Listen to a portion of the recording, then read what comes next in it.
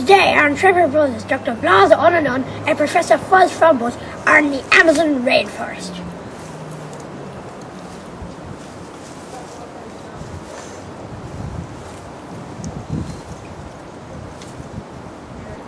Professor, what brings you to the Amazon rainforest? We are in search of the tiger cat, the ocelot.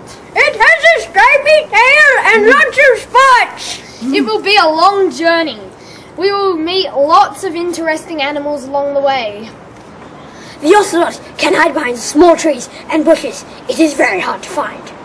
The black caiman, the largest predator at the top of the food chain in the Amazon basin, growing up to 4 meters in length. It eats Amazon otters. They are one of the largest crocodiles on the planet.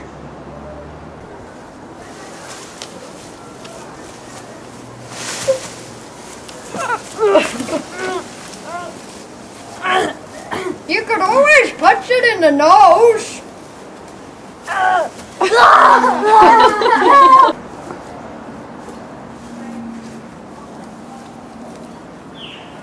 Look, there's a spider monkey and a toucan.